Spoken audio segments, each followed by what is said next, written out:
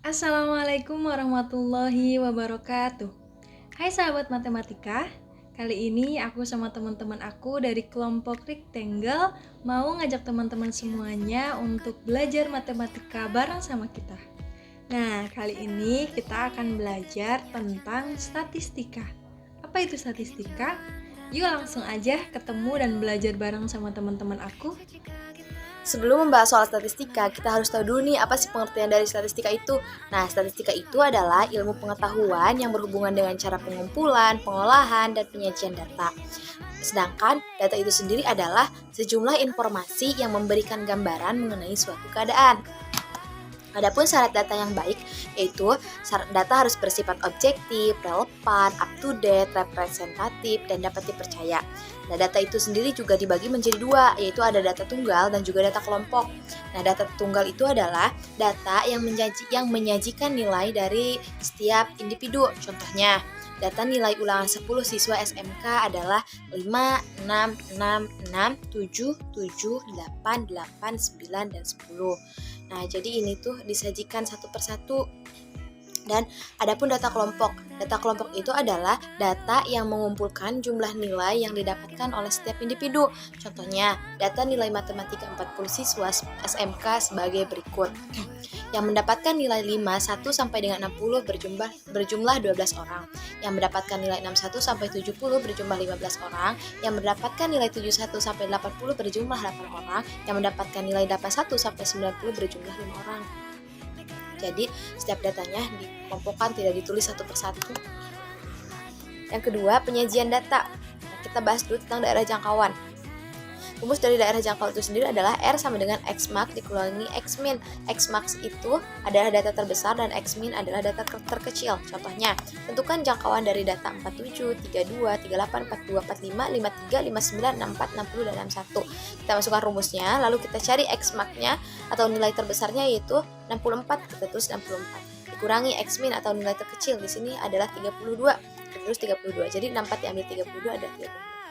Selanjutnya, banyaknya kelas. Banyaknya kelas bisa dicari dengan rumus K sama dengan 1 ditambah 3,3 log N, dengan K sama dengan banyaknya kelas, N sama dengan banyaknya data, dan 3,3 sama dengan konstan. Contoh soal banyaknya kelas yaitu, hitunglah banyaknya kelas dari nilai ulangan matematika 80 siswa. Jawab, K sama dengan 1 ditambah 3,3 log 80 sama dengan 1 ditambah 3,3 dikali 1,9091 sama dengan 1 ditambah 6,3. Hasilnya adalah 7,3 lalu dibulatkan ke bawah menjadi 7. Kemudian interval kelas. Interval kelas bisa dicari dengan rumus P sama dengan R dibagi K, dengan P sama dengan interval kelas, R sama dengan daerah jangkauan, dan K sama dengan banyaknya kelas. Contoh soal untuk interval kelas yaitu, dari soal sebelumnya kita mendapatkan data R atau daerah jangkauan sama dengan 32 dan K atau banyaknya kelas sama dengan 7. Maka interval kelas dari data tersebut ialah P sama dengan 32 dibagi 7 sama dengan 4,6 dan dibulatkan ke atas menjadi 5. Selanjutnya, batas kelas dan tepi kelas. Contoh soal batas kelas dan tepi kelas adalah sebagai berikut. Nilai matematika 40 siswa SMK disajikan dalam tabel. Jawaban, yang disebut batas bawah kelas yaitu 51, 61, 71, dan 81. Dan yang disebut batas atas kelas yaitu 60, 70, 80, dan 90. Untuk mencari tepi kelas, menggunakan rumus. Yang pertama, tepi bawah kelas sama dengan batas bawah kelas dikurangi 0,5. Yang kedua, tepi atas kelas sama dengan batas atas kelas ditambah 0,5. Maka didapatkan yang pertama tepi bawah kelas yaitu 50,5, 60,5, 70,5, dan 80,5. Yang kedua, tepi atas kelas yaitu 60,5, 70,5, 80,5, dan 90,5. Tabel distribusi frekuensi adalah statistika untuk menyusun data dengan cara membagi nilai observasi ke dalam kelas-kelas dalam integral dengan interval tertentu. Contoh, diketahui suatu data sebagai berikut. Tentukan distribusi frekuensinya. Untuk menentukan tabel distribusi frekuensi dari data di atas dapat dilakukan dengan langkah-langkah berikut. Pakai rumus R sama dengan X maksimal dikurang X minimal. Kita lihat, data terbesar adalah 91 berarti X maksimal. Dan minimalnya 32 berarti 91 dikurang 32 yaitu 59. maka sama dengan 1 tambah 3,3 log 40 dan hasilnya 6,3, maka banyaknya kelas adalah 6. P sama dengan R dibagi K sama dengan 9,8, berarti yang diambil 10. Batas bawah kelas pertama 32 ya, dan batas atas kelas pertama yaitu 41. Maka distribusi frekuensinya sebagai berikut. Boleh frekuensi kumulatif dan frekuensi relatif.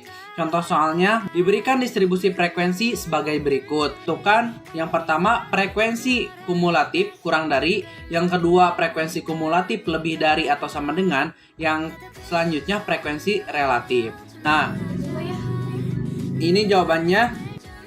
Selanjutnya frekuensi relatifnya.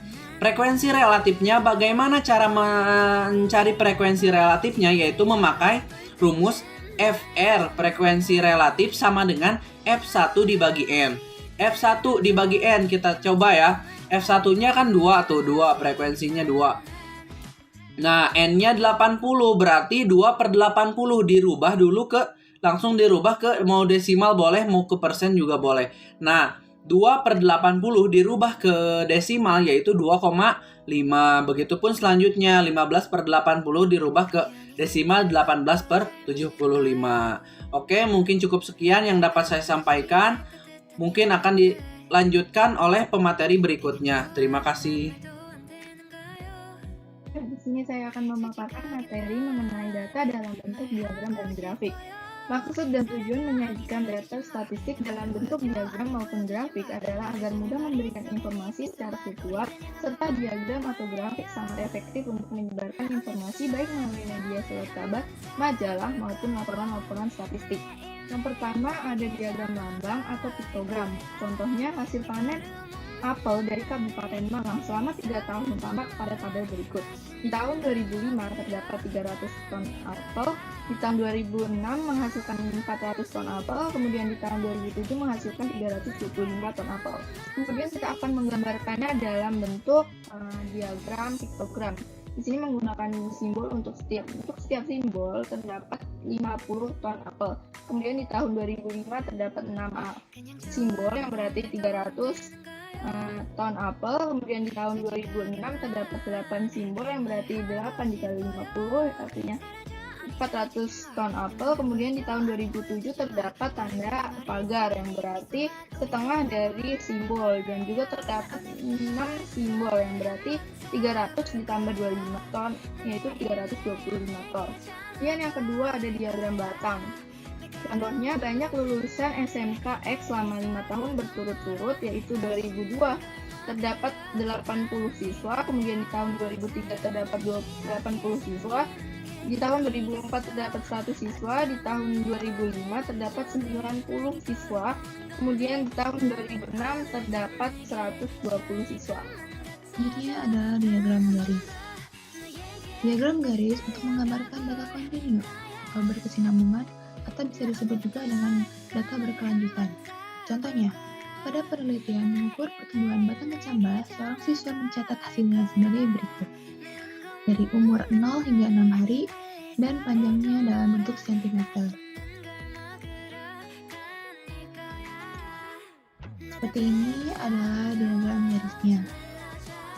Sumbu yang tegak diisi oleh panjang dalam bentuk sentimeter, dan sumbu yang mendatar diisi oleh umur dalam bentuk hari.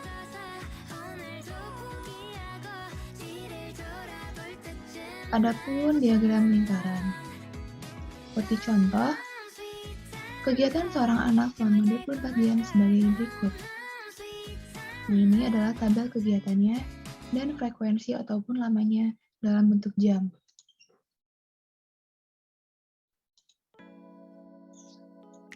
Diagram lingkarannya dari data tersebut adalah seperti ini.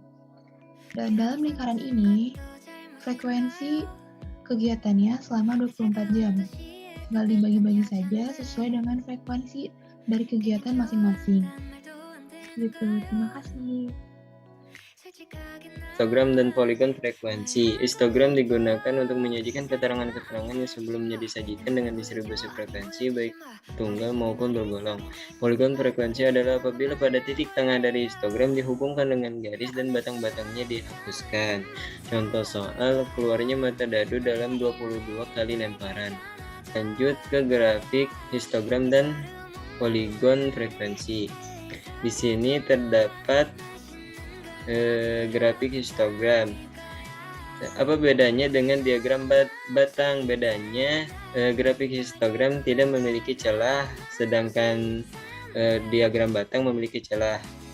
Di sini ada grafik poligon. Poligon di sini hanya menambahkan titik-titik tengah pada batang, lalu membuat garis pada titik-titik tersebut.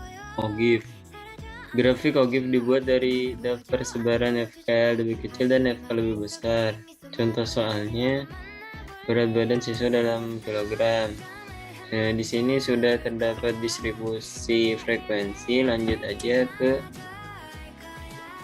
untuk membuat OGIF dari data di atas diperlukan bantuan, yaitu dengan menetapkan tepi atas, yaitu dengan menambahkan berat yang kanan ditambah 0,5. Selanjutnya menyumbelahkan FK lebih kecil dan FK lebih besar. Setelah sudah semuanya, langsung ke grafik. Ketiga yaitu ada ukuran pemusatan data, yaitu min, median, dan modus. Nah, langsung saja kita ke yang pertama yaitu min. Di sini sudah ada rumus min data tunggal, yaitu x bar sama dengan x1 tambah x2 tambah x3 tambah x4 dan sebagainya. Kemudian dibagi n ya. N itu adalah jumlah banyaknya data. Langsung saja kita masuk ke contoh soal. Hitunglah rata-rata dari 6, 5, 9, 7, 8, 8, 7, 6. Nah, langsung saja kita masukkan ke rumus yang tadi, berarti x bar sama dengan 6 tambah 5 tambah 9 tambah 7 tambah 8 tambah 8 tambah 7 tambah 6 sama dengan 56 dibagi n nya adalah 8, berarti 56 bagi 8 adalah 7. Kemudian contoh soal yang kedua itu menggunakan rumus yang kedua tadi. Di sini sudah ada data dari 40 siswa yang mengikuti ulangan matematika. Di sini karena frekuensinya sudah dijumlahkan dan fx juga sudah ada. Nah, kita tinggal masukkan saja ke dalam rumus yang kedua tadi. X bar sama dengan jumlah fx dibagi jumlah x sama dengan 240 dibagi 40 adalah 6. Nah, ada juga min data kelompok, dapat dihitung dengan 3 rumus. Yang pertama rumus pasar, yang kedua rumus coding, yang ketiga rumus step deviasi. Nah, langsung saja kita ke contoh soal. Di sini sudah ada data upah pekerja suatu perusahaan. Langsung saja kita masukkan ke dalam rumus tadi, karena di sini frekuensinya sudah kita jumlahkan dan fx juga sudah ditentukan, berarti x bar sama dengan jumlah fx dibagi jumlah f sama dengan 3690 dibagi 40 sama dengan 92,25. Baik, di sini saya akan melanjutkan penjelasan dari Sri Hartini dengan upah yang masih sama seperti soal. X sama dengan 92 diambil dari 90 sampai 94 dengan frekuensi jika dijumlah menjadi 40 dengan C dengan FC jika dijumlah menjadi 2. Ini sudah diketahui ya bahwa X0 itu sama dengan 92. Tinggal masuk ke rumusnya.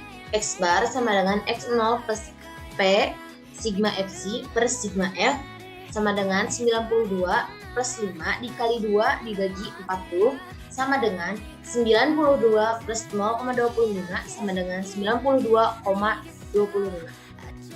Kita lanjut menggunakan cara yang ketiga.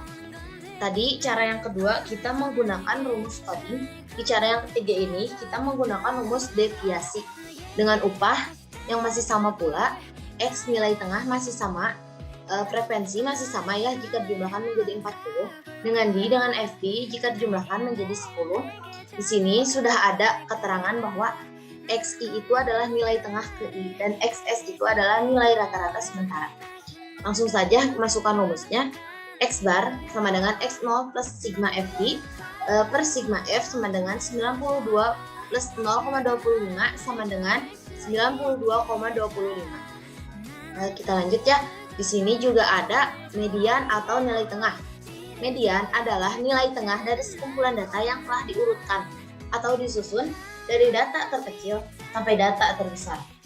Median juga dibagi menjadi beberapa bagian. Salah satunya yaitu ada median data tunggal.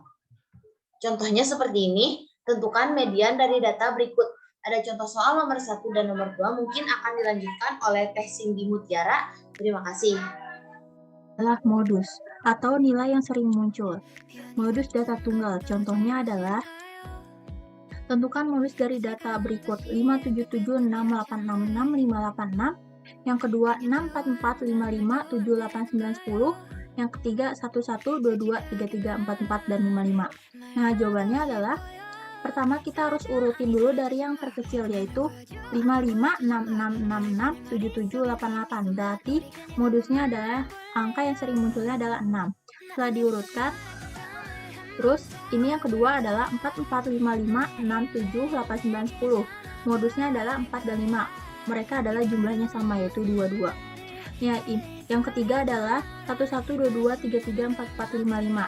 Mereka tidak mempunyai modus karena mereka jumlahnya sama. Yang kedua adalah modus data kelompok. Ini adalah rumusnya. Modus sama dengan B plus P buka kurung S1 per S2 plus S2 tutup kurung. B adalah tepi bawah kelas modus. P adalah panjang kelas. S1 adalah frekuensi kelas modus dikurangi frekuensi kelas sebelumnya. S2 adalah frekuensi kelas modus dikurangi frekuensi kelas sesudahnya. Langsung saja ke contohnya. Terdapat data, itu yang ditanyain modusnya. Nah, berarti modusnya adalah 90/94 karena frekuensi mereka adalah 13. B adalah batas bawah dari modus. Berarti batas bawahnya adalah 89,5. Nah, P adalah panjang kelas. Panjang kelas bisa kita lihat dari upah 72/79 berarti rentangnya 5. Nah, S1 adalah frekuensi dikurangi frekuensi sebelumnya yaitu 13 kurang 7 adalah 6. S2 adalah frekuensi dikurangi frekuensi sesudahnya yaitu 13 kurang 10 adalah 3. Masukin ke rumus. Modus sama dengan B plus P buka kurung S1 per S1 plus S2 tutup kurung. Nah, B-nya adalah 89,5 plus P-nya adalah 5, S1-nya adalah 6 per S1 6 ditambah S2 3. Sama dengan 89,5 ditambah 5 kali 6 adalah 30. 6 tambah 3 adalah 9. 30/9. Sama dengan 89,5. 30/9 dibagi yaitu 3,33. Sama dengan 92/83. Ini adalah modusnya. Ya, begitu. Terima kasih. Nah, gimana nih teman-teman? Udah pada paham kan sama materi yang disampaikan tadi? Semoga materi tadi bisa bermanfaat ya untuk teman-teman semuanya. Dan jangan lupa untuk terus berlatih ya teman-teman. Terima kasih banyak untuk teman-teman semuanya yang sudah menonton video ini dari awal sampai akhir. Mohon maaf apabila banyak kekurangan. Terus mencoba dan terus berusaha akan tetap lebih baik. Perkuat dengan doa dan yakinkan diri bahwa kita pasti bisa. Tetap semangat dan jaga kesehatan. Wassalamualaikum warahmatullahi wabarakatuh.